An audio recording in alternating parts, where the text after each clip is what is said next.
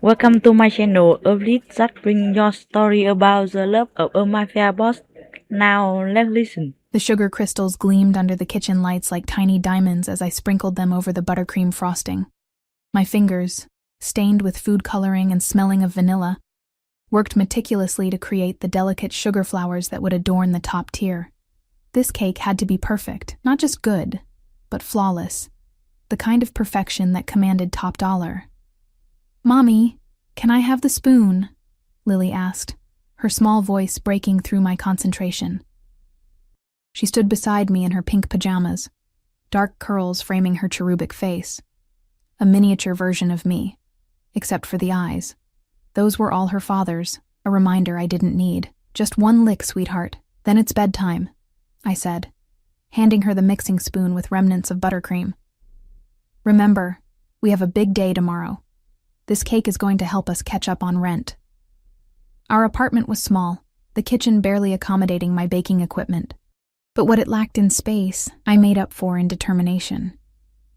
3 months behind on rent, electricity bills piling up, and Lily needed new winter clothes. Jake, my ex, had disappeared 6 months ago, with what little savings we had, leaving nothing but debts and empty promises. Baking had always been my escape, my passion. Now it was our lifeline. "Will we have enough for the zoo after?" Lily asked, her eyes wide with hope as she licked the frosting. The question tightened my chest. "We'll see, baby. First things first." After tucking Lily in and reading her favorite story about princesses who saved themselves, I returned to the kitchen. The digital clock on the microwave glowed 11:42 p.m. as I worked into the night, perfecting each detail of the 3-tiered masterpiece. This commission for the Rossi restaurant's anniversary celebration was my chance to showcase my talents to the city's elite, people who could afford to pay premium prices for custom cakes. Sleep tugged at my eyelids, but I pushed through. By 3 a.m., I stepped back to admire my creation, an elegant display of craftsmanship with hand-painted gold accents and sugar flowers cascading down the sides. Satisfied but exhausted, I finally allowed myself to collapse onto my worn sofa for a few hours of sleep. Morning came too quickly. The alarm blared at 7 a.m., and my body ached in protest as I dragged myself to the shower. The hot water ran out halfway through, a harsh reminder of our precarious situation. "Lily, breakfast," I called, dressing in my only presentable outfit, a simple black dress that had seen better days. I applied minimal makeup, just enough to hide the dark circles under my eyes. Transporting the cake was a nerve-wracking affair. I secured it in a specialized box, praying it would survive the bus ride to Rossi's, an upscale Italian restaurant in the heart of the city. Lily held my free hand, unusually quiet, perhaps sensing my anxiety. "Remember, sweetie, best behavior at the restaurant. This is very important for us." She nodded solemnly, clutching her worn teddy bear. "I'll be super good, Mommy." The bus was crowded, forcing us to stand.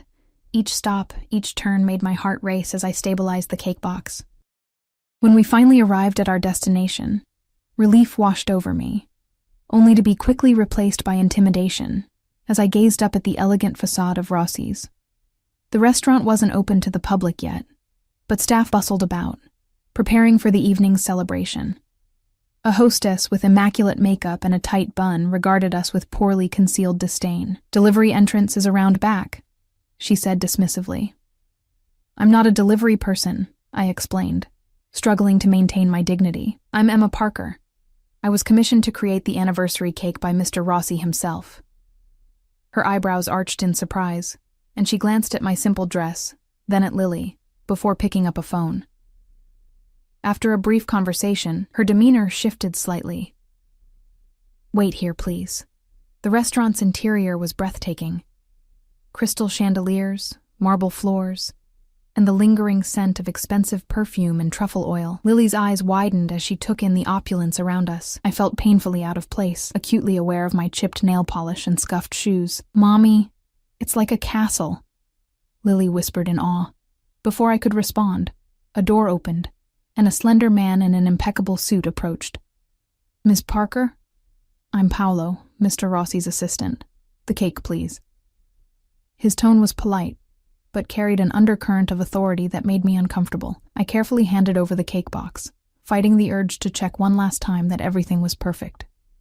Mr. Rossi would like to inspect it personally before payment. Please wait here. As Paolo disappeared with my creation, anxiety gnawed at my stomach. This payment would determine whether we kept our apartment or ended up staying with my reluctant sister and her judgmental husband. Lily tugged at my dress. I need the bathroom, Mommy. The hostess pointed us toward a hallway, and I gratefully escaped the scrutinizing eyes of the staff. After helping Lily, I took a moment to splash water on my face and gather my composure. When we returned to the main area, the atmosphere had changed. Staff moved with increased urgency, straightening already straight place settings and adjusting flower arrangements. The air crackled with tension. "He's coming," I heard someone whisper, and everyone seemed to stand a little taller. I assumed they meant Mr. Rossi, the restaurant owner who'd commissioned the cake. I straightened my posture and smoothed down Lily's hair, preparing to appear professional despite my exhaustion. The front doors swung open, and the sunlight silhouetted a tall figure, flanked by two broad-shouldered men. As they stepped into the restaurant, the initial glare subsided, and I got my first glimpse of the man everyone seemed to fear and respect. He wasn't what I expected. Younger than I'd imagined, perhaps in his early 30s, with dark hair styled impeccably, and a face that belonged in a high-fashion magazine. He wore a charcoal suit that I could tell cost more than my annual rent, tailored to fit his athletic frame perfectly, but it was his eyes that caught me, sharp, observant, the color of whiskey with an intensity that made my breath catch. This wasn't Mr. Rossi. The elderly restaurant owner I'd spoken with on the phone couldn't be this commanding presence making everyone in the vicinity stand at attention. The man scanned the restaurant, his gaze calculating and cold until it landed on me and Lily. Something shifted in his expression. A flicker of curiosity, perhaps, before he turned to address Paolo, who had materialized beside him, nervously displaying my cake. "Mr. Castellano," Paolo began, his voice several pitches higher than when he'd spoken to me. "The cake for tonight's celebration." Castellano. The name rippled through my consciousness, triggering a vague recollection of newspaper headlines and hushed conversations. Dominic Castellano, the businessman with alleged ties to organized crime, whose name was spoken in whispers across the city. He circled the cake, examining it from every angle with the scrutiny of someone accustomed to finding flaws. I held my breath, suddenly aware that my financial salvation rested in the hands of a man rumored to be dangerous. Who made this? His voice was deep, with a slight accent I couldn't place. Paolo gestured toward me, and those piercing eyes returned to my face. I felt pinned in place, unable to look away as he studied me with unnerving intensity. "You created this?" Disbelief colored his tone. I nodded, finding my voice. "Yes, I'm Emma Parker." He approached slowly, like a predator assessing prey.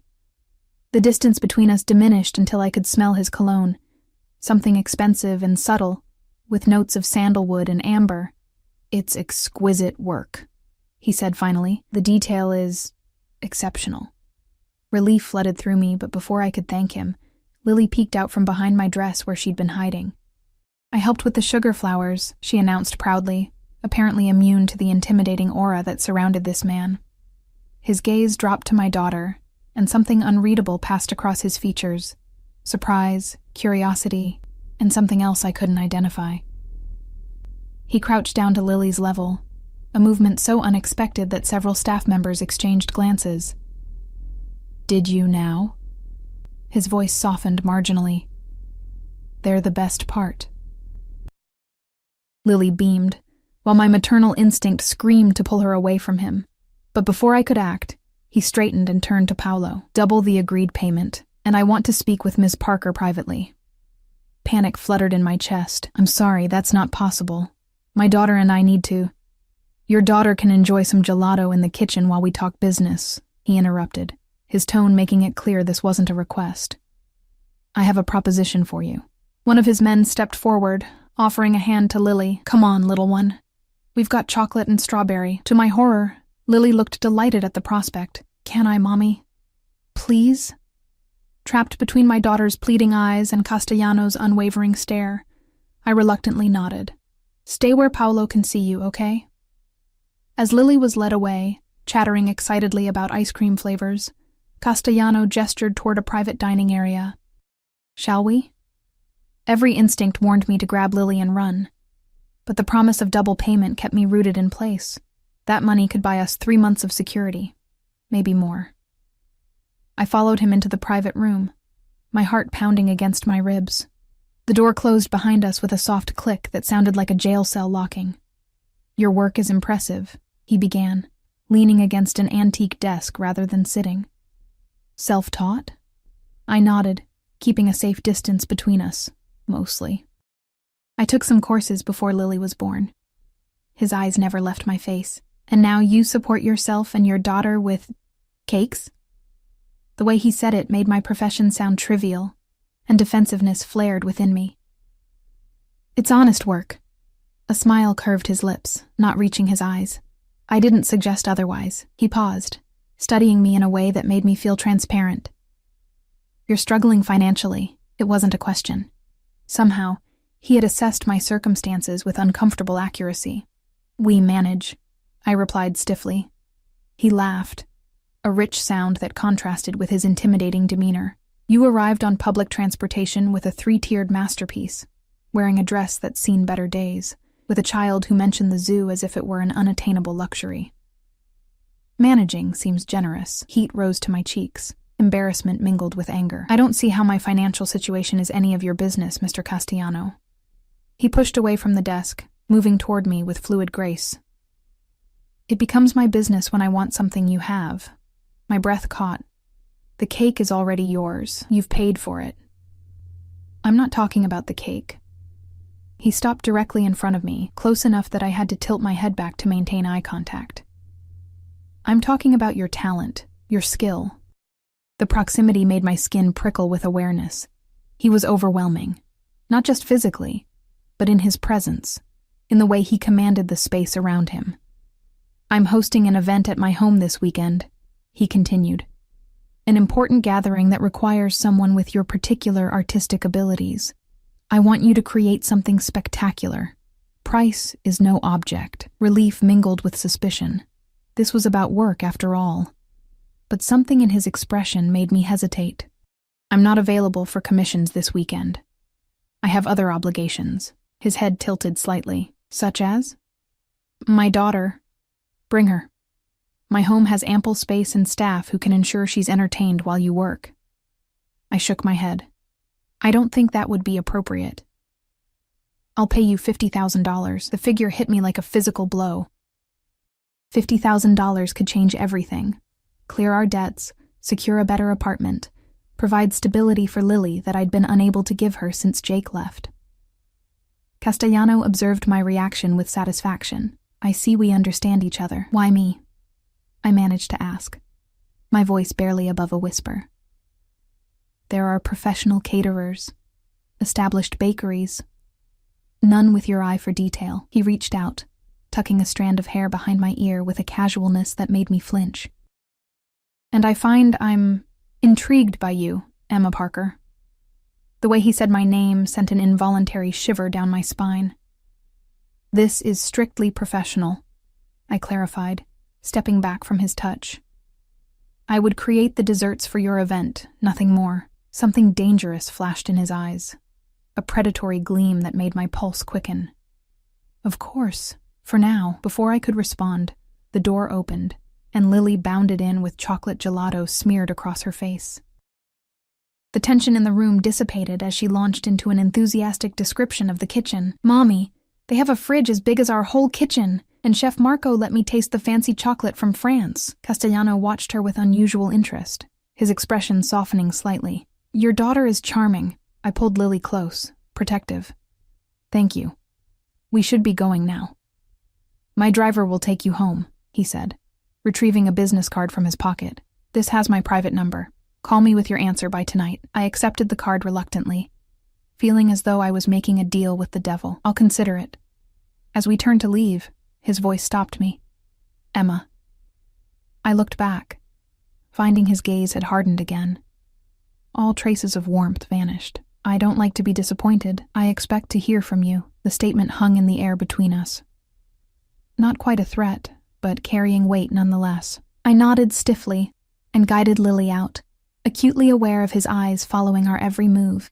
Outside, a sleek black car with tinted windows waited at the curb. The driver, one of the men who had accompanied Castellano earlier, opened the door without a word. "Wow, are we riding in that?" Lily asked excitedly.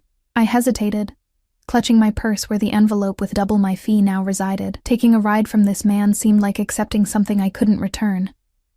But as rain began to fall, soaking through my thin dress, practicality won over pride. I helped Lily into the luxurious vehicle, sliding in beside her with the strange sensation that I had just made a critical mistake.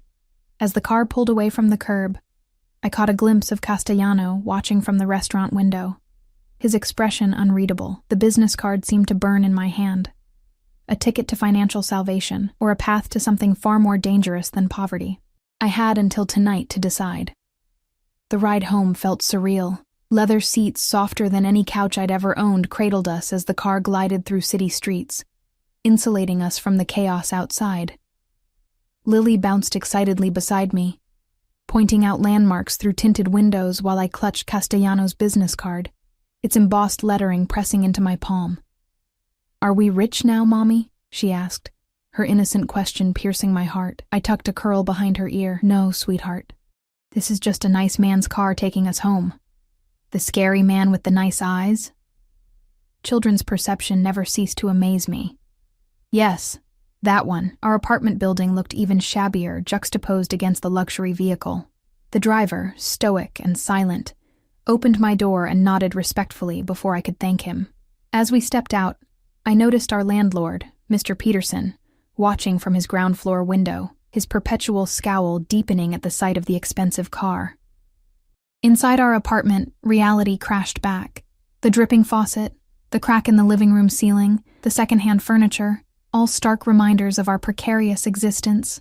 I placed Castellano's card on the kitchen counter and stared at it while Lily changed into play clothes. $50,000. The figure seemed astronomical, almost fictional. It would solve every financial problem we had, with enough left over to start fresh. I could enroll in the pastry program I'd abandoned when I became pregnant. Lily could attend the better school across town. But instinct warned me that Dominic Castellano's interest extended beyond my baking skills. The way he'd looked at me, touched my hair with casual possessiveness. Those weren't the actions of a man seeking a professional arrangement. My phone buzzed with a text from the property management company. Final notice before eviction proceedings begin. Full payment required within 72 hours. I sank onto a kitchen chair, the weight of our situation pressing down on me. My remaining options were dwindling, another loan I couldn't repay, begging my judgmental parents who'd warned me against keeping Lily in the first place, or accepting Castellano's offer. "Mommy, can we have mac and cheese tonight?" Lily appeared in the doorway, clutching her drawing pad. I forced a smile. "Sure, baby." "And guess what? I think we might be able to go to the zoo this weekend after all." Her face lit up, and my decision crystallized. I would accept Castellano's offer, but on my terms. Professional boundaries, clearly defined expectations, and Lily's safety as non-negotiable conditions. That night, after tucking Lily in, I dialed the number on the card. He answered on the first ring, as if he'd been waiting. "Emma." The way he said my name made it sound like he already owned it. "I've been expecting your call." I gripped the phone tighter. "I'll do it, but I have conditions." A pause, then a low chuckle. "I'm listening." "This is strictly professional. I'll create desserts for your event, nothing more. I'll bring my daughter, but she stays with me at all times. And I want a contract, something in writing. Your concern for propriety is charming," he replied, amusement evident in his tone. "But unnecessary. I'm a businessman, Emma. I understand the value of clear terms." His words should have reassured me. They didn't. "My driver will collect you tomorrow morning at 9. Pack for the weekend.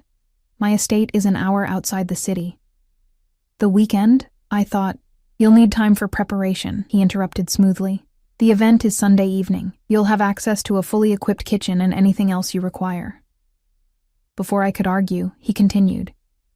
"Bring your daughter. I've arranged suitable accommodations for both of you." His tone softened slightly. "She'll be comfortable, Emma. You have my word." Those last 4 words carried unexpected weight, as if his word meant something significant.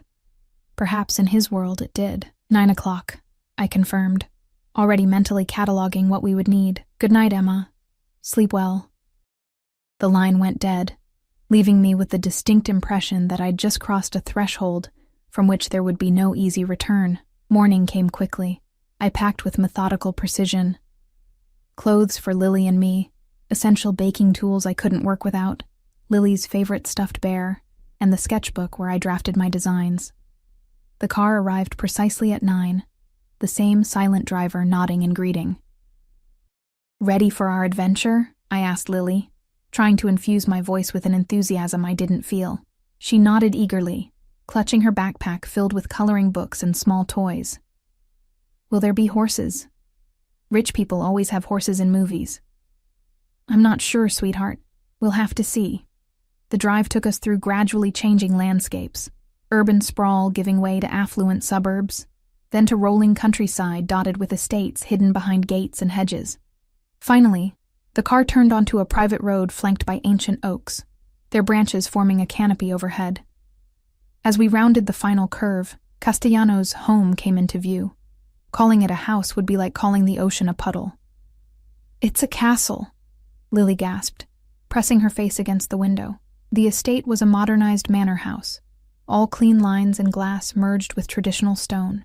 Immaculate gardens stretched in every direction, and yes, in the distance, stables where horses roamed in fenced pastures.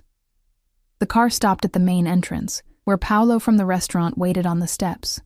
He opened the door with a practiced smile. Ms. Parker, welcome to Villa Castellano. Mr. Castellano is attending to business matters, but asked me to show you to your accommodations and the kitchen facilities. I stepped out, keeping Lily close as I took in the imposing structure. Thank you, Paolo. He led us through an entrance hall with soaring ceilings and minimalist decor that somehow managed to convey extreme wealth through its very restraint.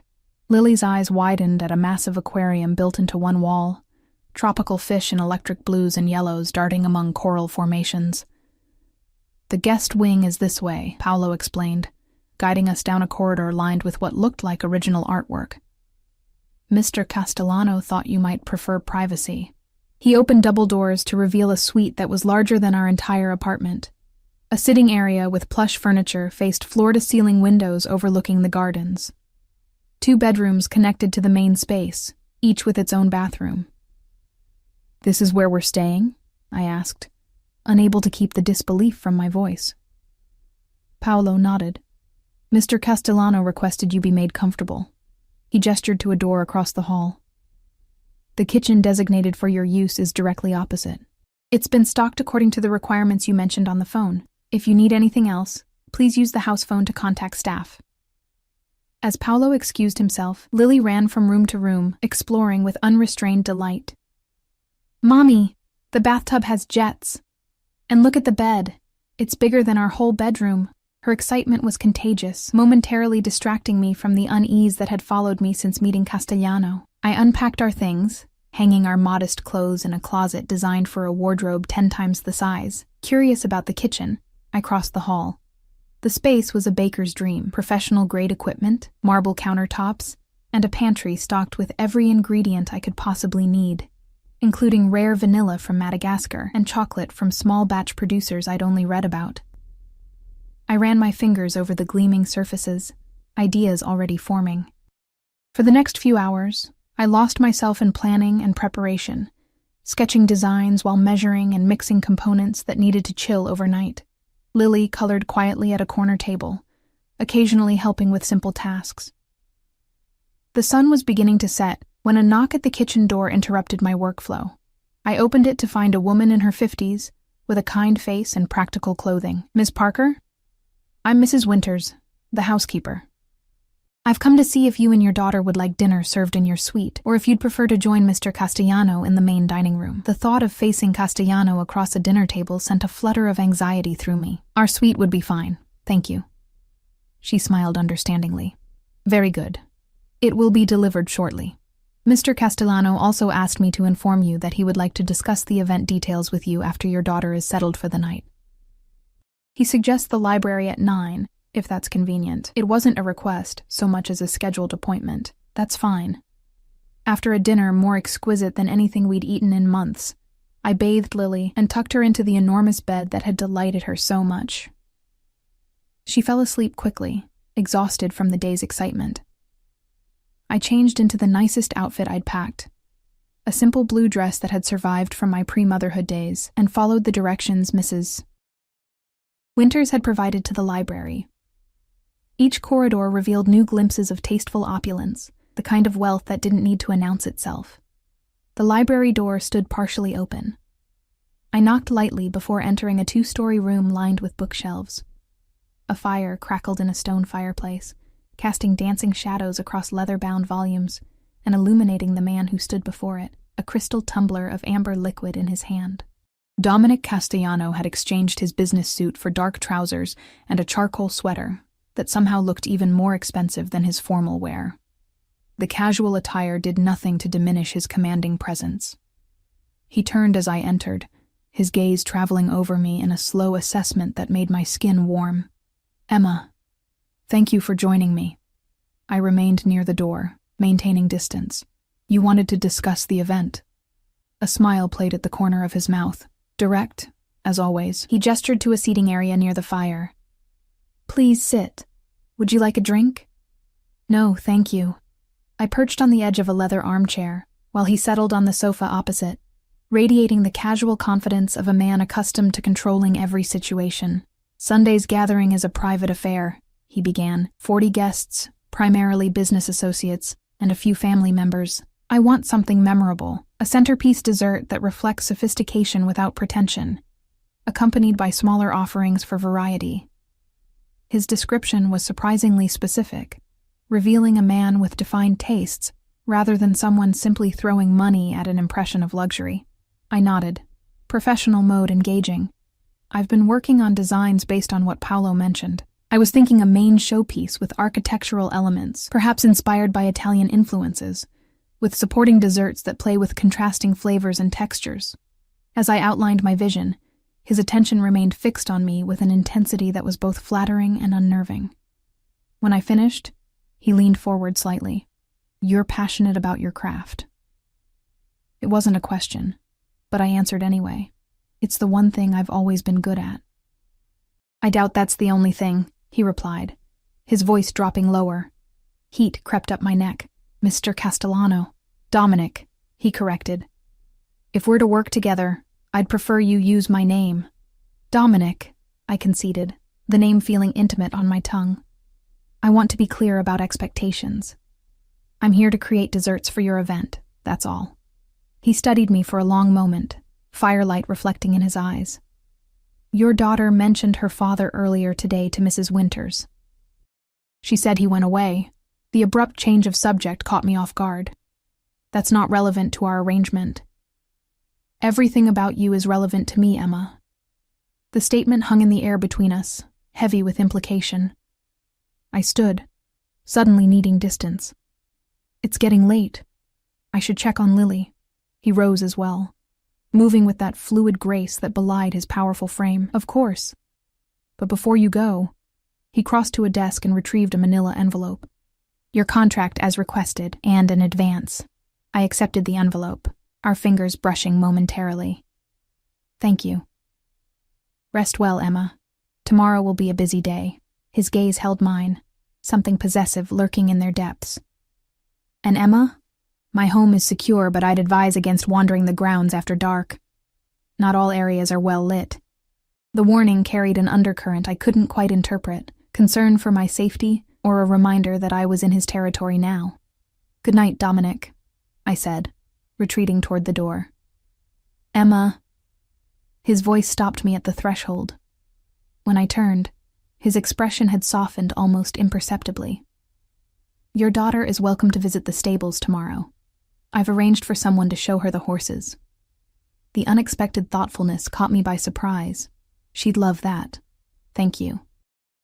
As I made my way back through the labyrinthine corridors, I couldn't shake the feeling that I was being drawn into Dominic Castellano's world, a world where his generosity and danger existed in equal measure, and the line between opportunity and trap was blurring with each passing moment.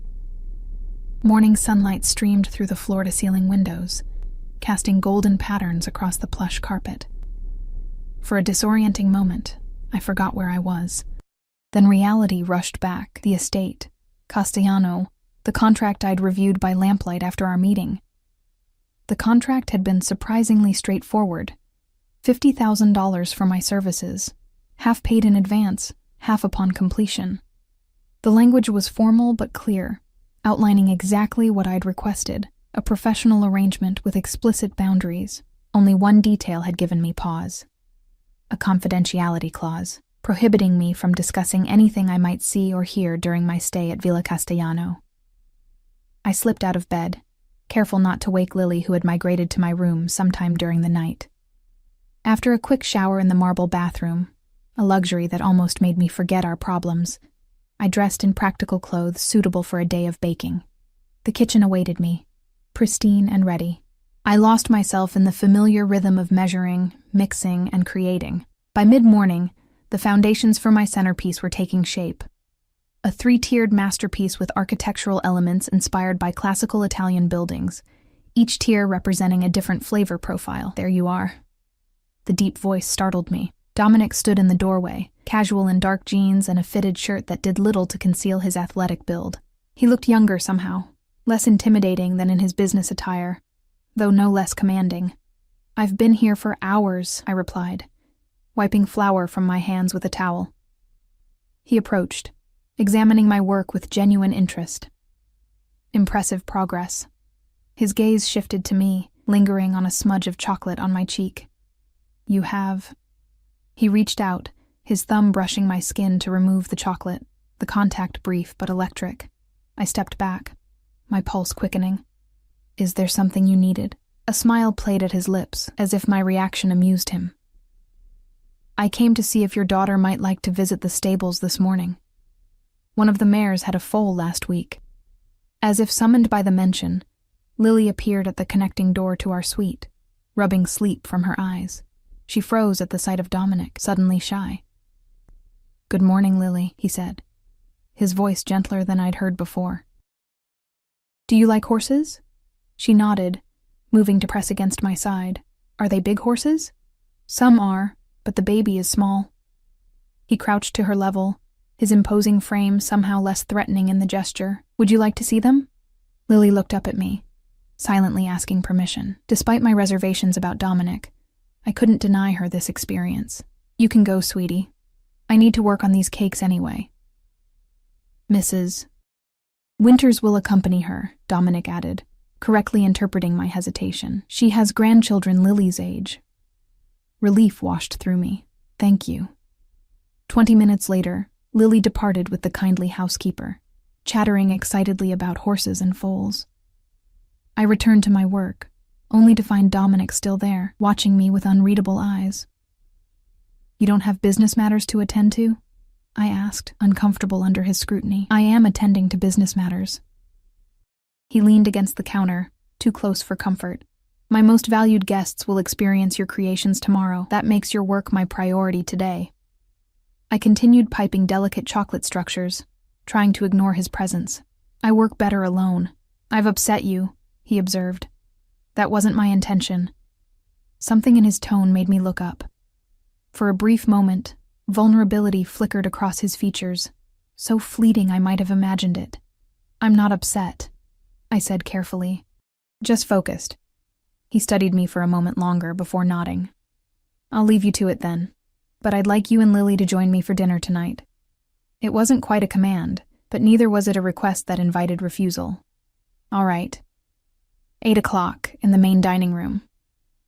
He straightened, moving toward the door. "And Emma? The blue dress you wore last night, wear it again. It suits you." Before I could formulate a response, he was gone, leaving me unsettled and confused. Was that a compliment or an instruction? With Dominic Castellano, the line between the two seemed perpetually blurred. The day passed in a flurry of activity.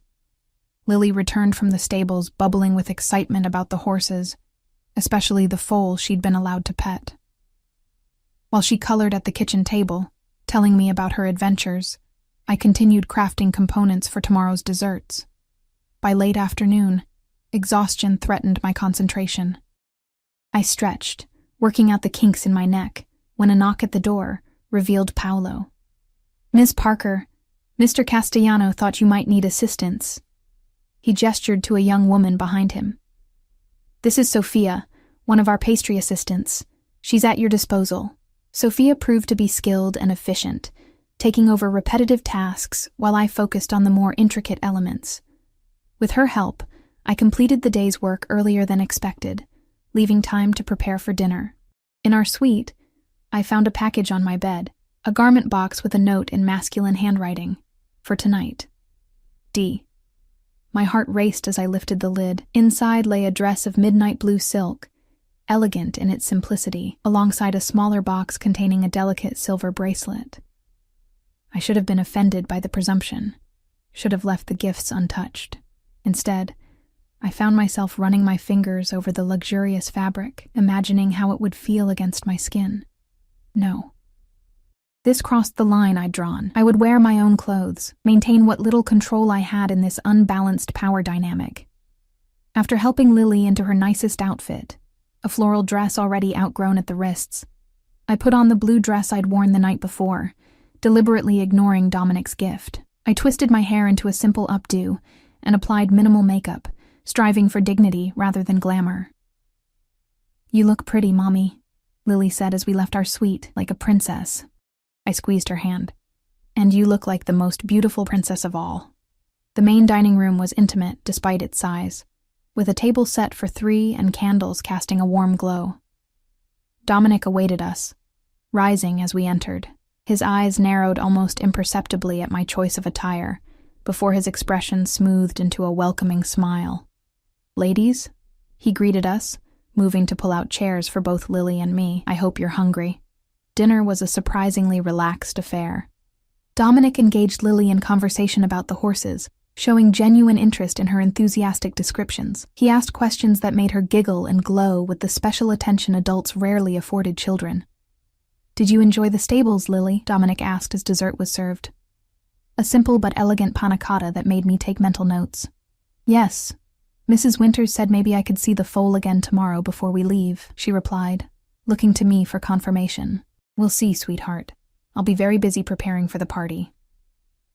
"I've arranged for Mrs. Winters to look after Lily tomorrow," Dominic interjected smoothly. "She's quite taken with your daughter, and suggested several activities they might enjoy together." The presumption irritated me. "That's thoughtful, but Lily stays with me." "Mommy," Lily whined, "I want to see the horses again." Dominic observed our exchange with interest. "Perhaps a compromise, Mrs. Winters can bring Lily to the kitchen periodically so you can check on her, but she won't be confined to watching you work all day."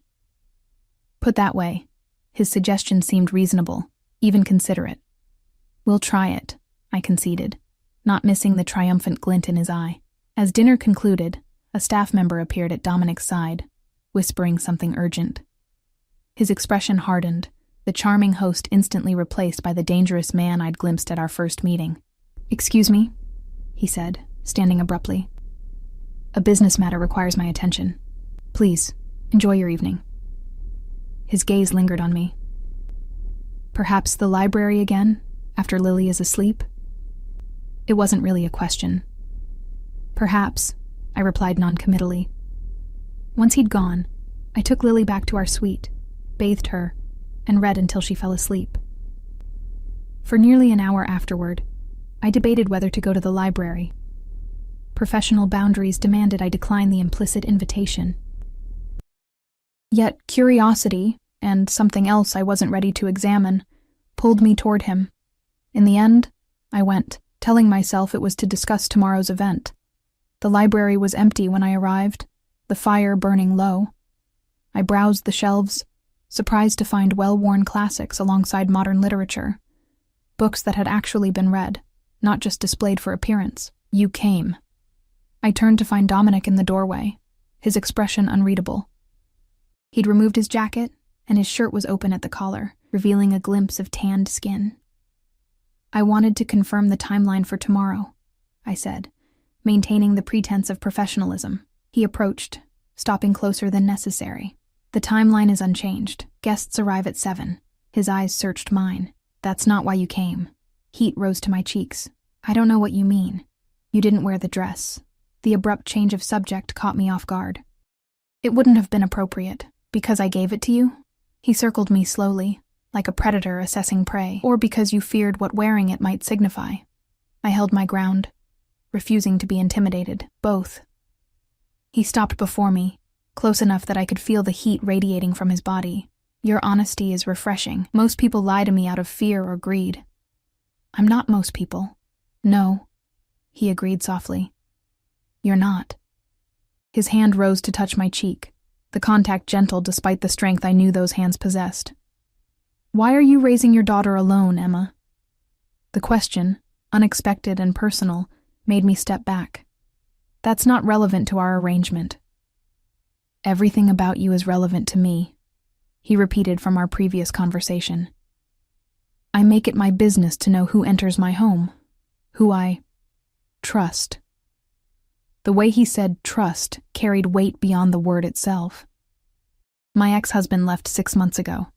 Took our savings, left our debts. End of story. Anger flashed in Dominic's eyes. He abandoned his child?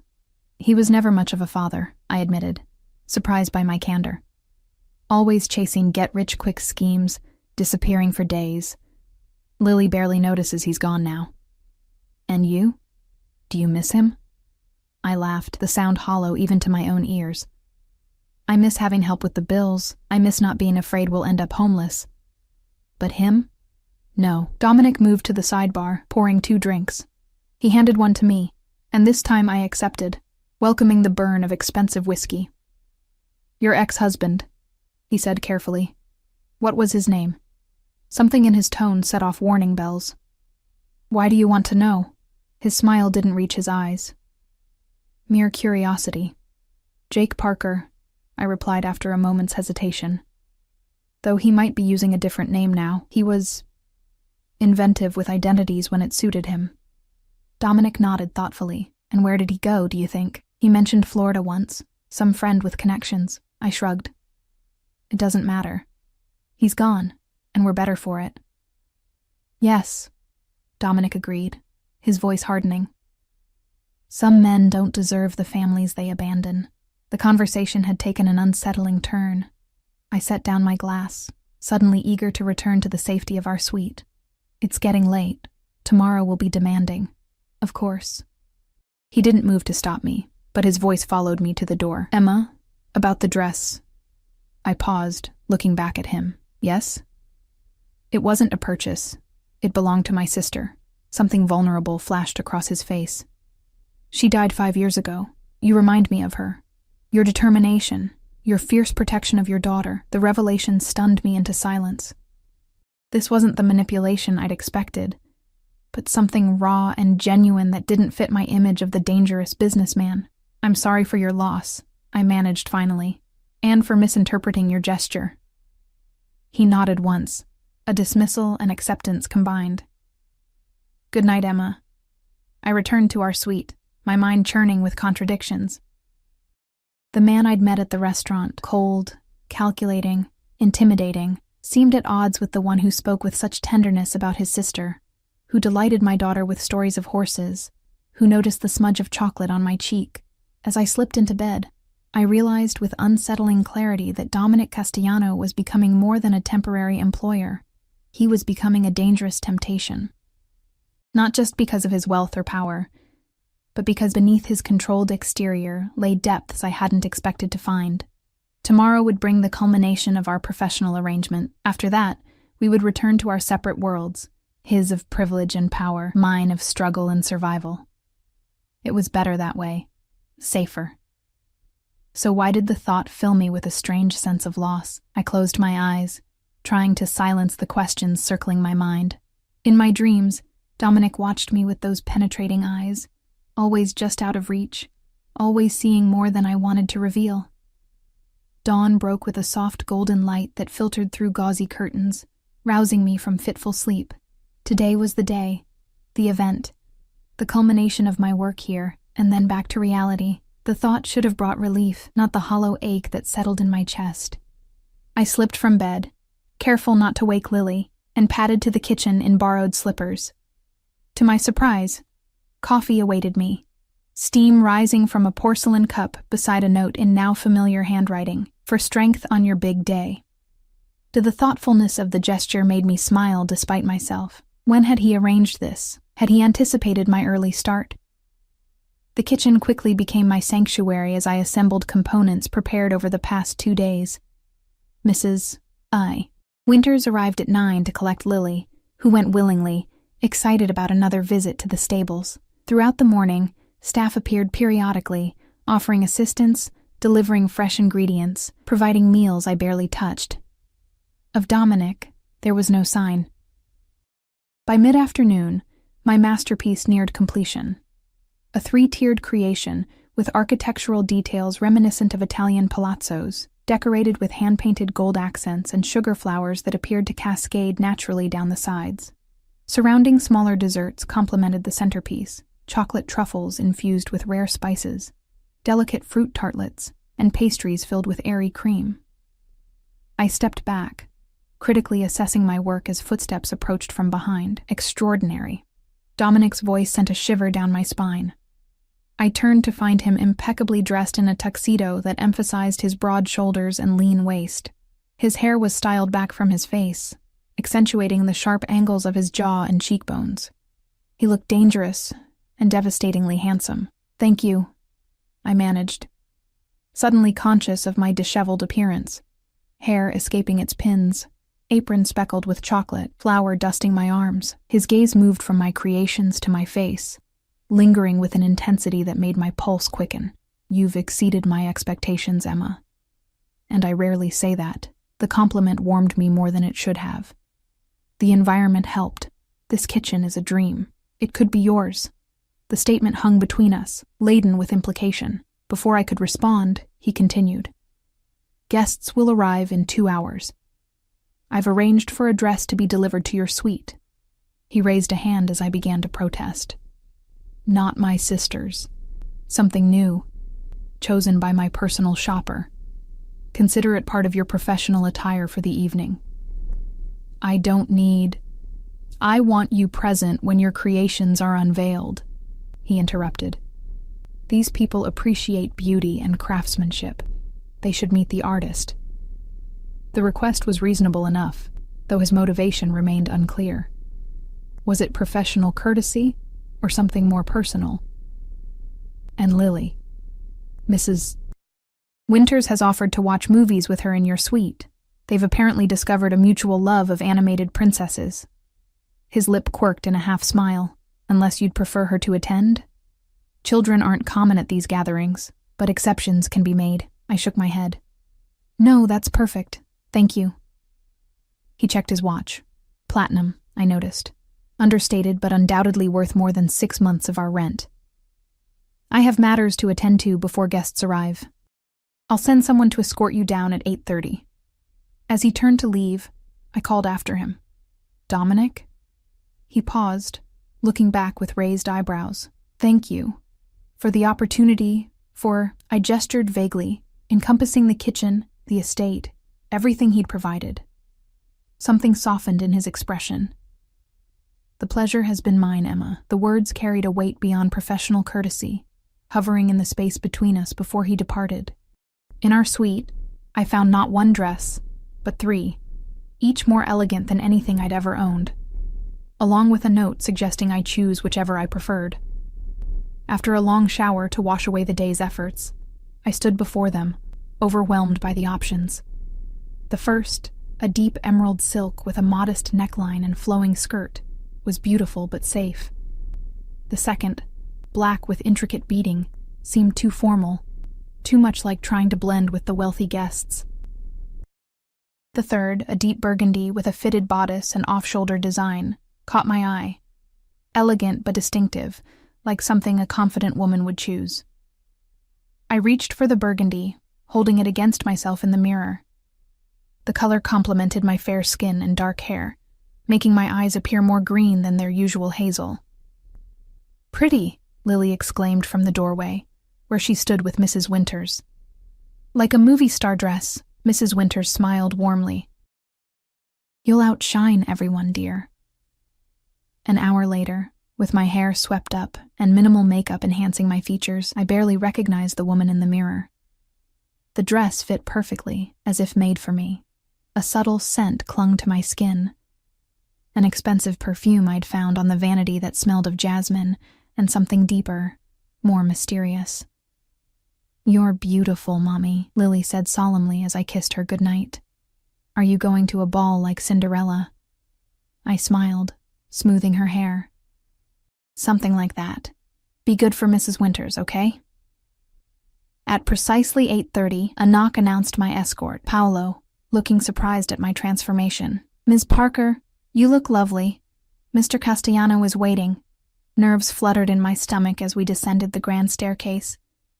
Music drifted from the main hall, along with the murmur of conversations and occasional laughter. Paolo led me not to the crowded gathering, but to a quieter room adjacent to it, where Dominic stood conversing with an older man. Dominic looked up as I entered, his conversation faltering mid-sentence. His gaze traveled slowly from my face to the dress and back again, an appreciation so tangible it felt like a physical caress. "Excuse me, Uncle," he said to his companion, not taking his eyes from me. "My guest of honor has arrived."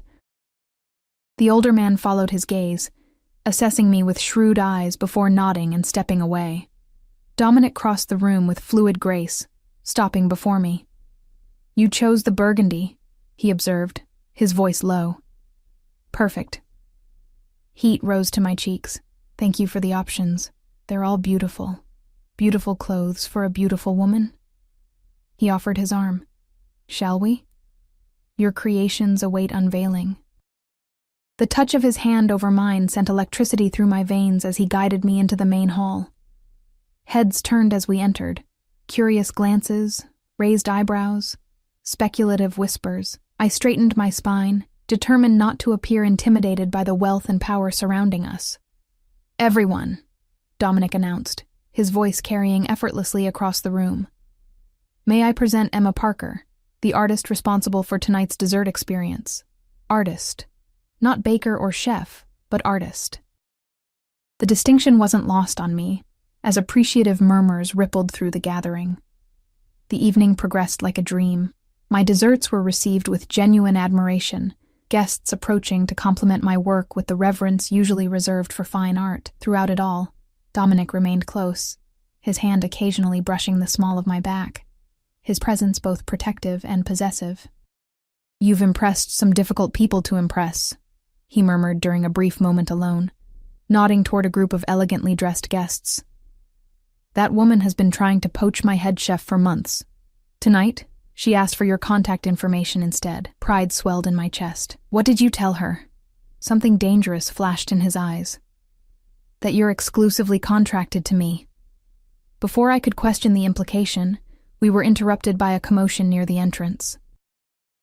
Raised voices carried across the room, followed by the appearance of two of Dominic's security personnel escorting a man I couldn't see clearly. Dominic's posture changed instantly, tension radiating from him as he stepped slightly in front of me.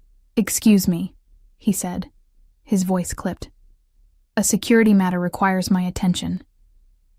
As he strode toward the disturbance, the crowd parted, revealing the source of the commotion. My blood turned to ice. Jake. My ex-husband stood between the security guards, disheveled but unmistakable. His gaze swept the room frantically until it landed on me. Recognition, then calculation crossed his features. "Emma," he called out, his voice carrying that false charm I knew too well. "Thank God. Tell them who I am." Conversations halted as all eyes turned to me. Dominic reached the group, his back to me as he addressed Jake in tones too low to hear. Whatever he said made Jake's face pale. I remained frozen, memories flooding back. Jake's promises, his disappearances, the empty bank account, Lily's tears when he missed her birthday. My feet moved of their own accord, carrying me toward the confrontation. "Emma, don't," someone cautioned, Paolo appearing at my elbow. Too late. I stood before them now, Jake's familiar face both hateful and pitiful. 6 months hadn't changed him. Same manipulative eyes, Same charming smile that never reached them. "Emma, baby," he began, relief washing over his features. "There's been a huge misunderstanding." "What are you doing here, Jake?" I interrupted, my voice steadier than I felt. "Looking for you." He tried to step toward me, but the guards held him firmly. "I've been searching everywhere. Your sister said you might be working for some fancy client." His gaze darted between me and Dominic. I didn't realize how fancy. The insinuation in his tone made my cheeks burn. Dominic's expression darkened dangerously. "Mr. Parker was just leaving," he said, each word precise and chilling. "Weren't you?" Jake's false confidence wavered. "Not without my wife and daughter, ex-wife," I corrected. "And you gave up any right to call Lily your daughter when you emptied our bank account and disappeared." Dominic's gaze snapped to me, then back to Jake, something lethal gathering in his expression. "Take him out," he instructed the guards. "Ensure he understands the consequences of returning." As they began moving Jake toward the exit, desperation replaced his charm. "Emma, please. I'm in trouble, bad trouble. These guys I owe money to, they're going to kill me if I don't pay." The pieces clicked into place. Jake hadn't sought us out of regret or love. He needed money, and somehow he'd discovered I was working for a wealthy client. The realization was both painful and freeing. "That's not my problem anymore, Jake," I said softly. "Goodbye." As the guards removed him, his shouts echoing down the hallway, I became aware of the silence in the room, dozens of eyes watching the drama unfold. Humiliation washed over me. I'd brought chaos to Dominic's elegant gathering, exposed my messy personal life to his sophisticated guests. "Excuse me," I murmured, turning to flee. Dominic's hand caught mine, his grip gentle but firm. "Stay," he said, the word somewhere between command and plea. I looked up, expecting anger or disappointment. Instead, I found concern and something else, a possessive heat that made my breath catch. "Music," he called over his shoulder, and immediately the orchestra resumed playing, conversations gradually rekindling around us. The remainder of the evening passed in a blur. Dominic orchestrated a seamless recovery from Jake's intrusion, guiding conversations away from the incident with practiced ease. Still, I felt the curious glances, heard the whispered speculations. My fairy tale moment had shattered, reality intruding with Jake's desperate face and grasping hands. "I should check on Lily," I murmured to Dominic as the party began winding down near midnight. His hand at the small of my back was steadying, warm through the thin fabric of my dress. "I'll come with you." We slipped away as guests were occupied with final dessert selections. In the quiet corridor, away from watchful eyes, Dominic's demeanor shifted, the polished host replaced by something more primal, barely restrained. "Are you all right?" he asked, his voice low and intimate in the dimly lit hallway. I nodded, unable to meet his gaze. "I'm sorry about Jake, about the scene he caused. You have nothing to apologize for." His fingers tilted my chin up, forcing me to look at him. "Your ex-husband's actions are not your responsibility. How did he find me?" The question had been gnawing at me since Jake appeared. Something flickered across Dominic's expression. A hesitation, then resolution. "I believe he's been looking for you since learning of your commission for the restaurant. The payment was substantial enough to attract attention. But how did he know I was here at your home?" Dominic's jaw tightened. "That's being investigated. Someone provided him information they shouldn't have." The dangerous edge in his voice reminded me sharply of who he was. Not just the charming host or the man who noticed chocolate on my cheek, but someone powerful enough to inspire genuine fear. We reached our suite to find Mrs. Winters dozing in an armchair while Lily slept peacefully in her bed, unaware of her father's brief reappearance in our lives. I thanked the housekeeper, who departed with a motherly pat to my hand and a knowing glance between Dominic and me. Once alone, Dominic moved to the sitting area window, staring out at the moonlit gardens. "Your ex-husband wasn't lying about being in trouble." The statement hung in the air, heavy with implication. I sank onto the sofa, suddenly exhausted. What kind of trouble? The kind men don't walk away from. He turned, moonlight casting half his face in shadow. "He owes money to dangerous people. People who don't send collection notices." A chill ran through me. "How do you know this?" His smile was cold, nothing like the warm expressions he'd shown Lily. I make it my business to know who might pose a threat to those under my protection. Under your protection? I repeated, confusion and something else, something warmer, blooming in my chest. I don't understand. Dominic crossed the room with fluid grace, settling beside me on the sofa, close enough that I could feel his heat but not quite touching. From the moment you walked into Rossi's with your masterpiece and your daughter clutching your hand. Something changed, Emma. His voice dropped lower. I saw a woman of extraordinary talent fighting battles she shouldn't have to fight alone. My heart raced as he continued, his words carefully measured. I arranged for your commission to be doubled. I created the opportunity for this weekend. I wanted to see you in my world, to understand who you are. He ran a hand through his hair, a rare gesture of uncertainty from a man who exuded control. What I didn't anticipate was how quickly you would come to matter to me. Matter to you? I echoed, scarcely believing what I was hearing. You don't even know me. I know enough. He reached for my hand, his touch sending electricity through my veins. I know you create beauty from nothing. I know you would sacrifice everything for your daughter. I know your strength, your determination. His thumb traced circles on my palm. And I know I'm not ready to let you walk away tomorrow. The confession hung between us, heavy with possibilities both thrilling and terrifying. This man, this powerful, dangerous man, wanted me to stay. But for what? As what?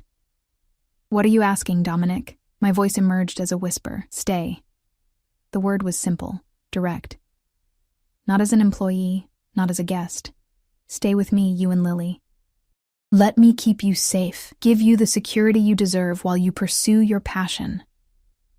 Alarm bells rang in my mind, warning me of power imbalances, of dependencies that could become cages.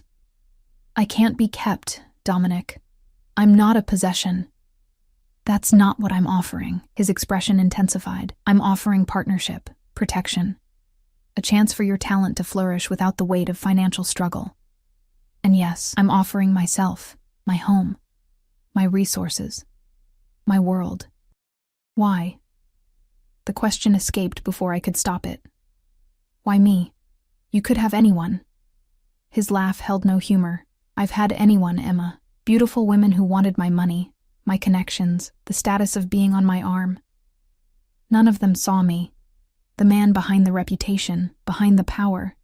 His hand tightened around mine. You look at me differently. You challenge me. You're not intimidated by what I am. I don't even know what you are, I admitted. The rumors about your business dealings are partially true, he finished for me, unflinching. I won't insult your intelligence by pretending otherwise. My family's enterprises operate in gray areas of the law, but there are lines I don't cross, principles I adhere to. His gaze held mine, intense and unwavering. I will never lie to you, Emma, and I will never let harm come to you or Lily. The confession should have sent me running. Instead, I found myself drawn closer to his honesty, to the vulnerability beneath his controlled exterior. I can't answer now, I said finally. This is too sudden. Too much. He nodded, releasing my hand reluctantly. I understand. But know this. Whether you stay or go, Jake's debts have been settled. He won't trouble you again. The implication sent a chill down my spine. What did you do? Nothing irreversible, he assured me, a dangerous smile playing at his lips. Let's just say he's been given an opportunity to start fresh, very far away, with the understanding that approaching you or Lily again would be unwise. Relief and unease battled within me. The power Dominic wielded so casually was both frightening and seductive. He had eliminated a threat to us with a few words, a few calls. What else could he do? What else had he done? I should sleep, I murmured, overwhelmed by the evening's revelations. Tomorrow will be another long day. He stood, respecting my need for space. Of course. At the door he paused, looking back with an expression that made my heart stutter. Whatever you decide, Emma, the world should see your talent. I've arranged meetings with several influential people who expressed interest in your work tonight. They'll contact you next week, regardless of your answer to me. the thoughtfulness of the gesture, ensuring my professional advancement separate from his personal proposition, touched me deeply. Thank you. After he left, I checked on Lily once more before preparing for bed. As I removed the beautiful burgundy dress, I caught sight of myself in the mirror, cheeks flushed, eyes bright with confusion and possibility. The woman reflected back at me looked different somehow, stronger, more certain. Sleep eluded me as I weighed Dominic's offer against my instinct for independence. By dawn, I had made my decision. Morning found me in the kitchen, working alongside staff to package remaining desserts for guests' departures. Dominic appeared shortly after 9, impeccable as always, but with subtle signs of his own sleepless night, a tightness around his eyes, a certain tension in his shoulders. "May I speak with you?" I asked, wiping my hands on a towel. "Privately." He nodded, leading me to his study, a space I hadn't seen before, with floor-to-ceiling bookshelves and a massive desk overlooking the gardens. Once the door closed behind us, I gathered my courage. "I can't stay," I began, watching his expression close off instantly. "Not on the terms you offered." He turned away, shoulders rigid with controlled disappointment. "I understand. Your independence is important to you." "Yes, it is," I agreed, moving closer. "Which is why I have a counteroffer." This caught his attention, bringing those intense eyes back to mine. "I'm listening." "I'll stay in the city, not here. I'll accept your introductions and pursue my career on my own merits." I took a steadying breath. "And I'll see you as an equal, not as someone kept or protected, but as a woman choosing to explore whatever this is between us." Hope flickered across his features, quickly controlled. "And Lily?" "Needs stability, not luxury. I've found a better apartment that I can afford with the payment for this weekend." I smiled slightly, though I imagine she'll miss the horses. "She can visit them any time," he said quickly, then paused. "This counteroffer, it's not a rejection, it's a beginning," I clarified. "On my terms. Equal footing, as much as possible between people from such different worlds." He considered this, calculation and desire warring in his gaze. Finally, he stepped closer, one hand rising to cup my cheek. "I find your terms acceptable, Emma Parker." The kiss, when it came, was gentle at first. A question, an exploration, before deepening into something that made my knees weak and my pulse race. His arms encircled me, strong and secure, as mine wound around his neck, pulling him closer. When we broke apart, breathless, his eyes had darkened with desire and something deeper, more profound. "I should warn you," he murmured against my lips. "I'm possessive of what matters to me, and patient enough to wait until you're ready to stay completely." "I should warn you," I countered. "I don't surrender easily, and I'll never be completely tamed."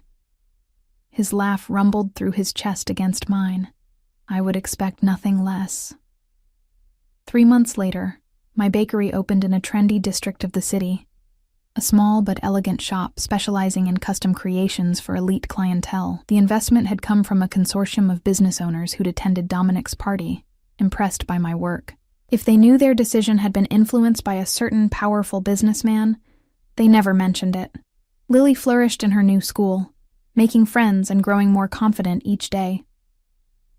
Our apartment, while modest compared to Villa Castellano, was bright and secure, with enough space for her to have her own room decorated with horse figurines, gifts from frequent visits to Dominic's stables. As for Dominic and me, we navigated our complex relationship carefully, my independence balanced against his instinct to protect and possess. His dangerous world kept separate from the sanctuary I created for Lily. Some evenings found us at the villa, others at my apartment, where he seemed almost charmed by the simplicity. The whispers followed us, of course, the Mafia boss and the baker, Beauty and the Beast. I ignored them, knowing the truth was both simpler and more complex than anyone could imagine. On Lily's 6th birthday, Dominic arrived with a special gift: paperwork for a small pony, stabled at his estate, but belonging entirely to her. As she squealed with delight, he caught my eye across the room, his expression softening in a way reserved only for us.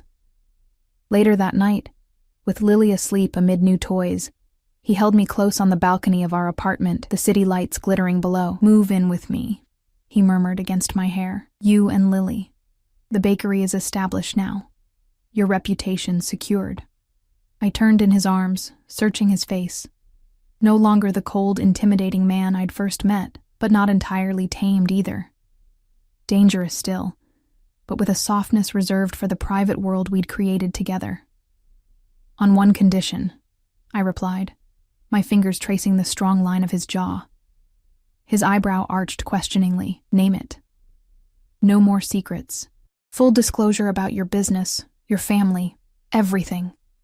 He tensed slightly, then relaxed with a resigned sigh. "You drive a hard bargain, Emma Parker." "Equal footing," I reminded him. "Always." His answer came in the form of a kiss, deep and promising, sealing a deal more binding than any contract. 6 years ago, I had been a struggling single mother selling a cake to survive.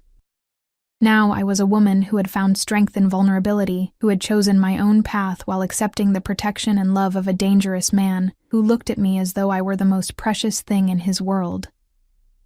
Not a possession, but a choice. His choice, my choice. Renewed each day as we built something neither of us had expected to find. The cake that brought us together had long since been consumed, its beauty preserved only in photographs. But what remained, what continued to grow between us, was something far more lasting, more complex, and infinitely more satisfying than anything I could ever create in my kitchen.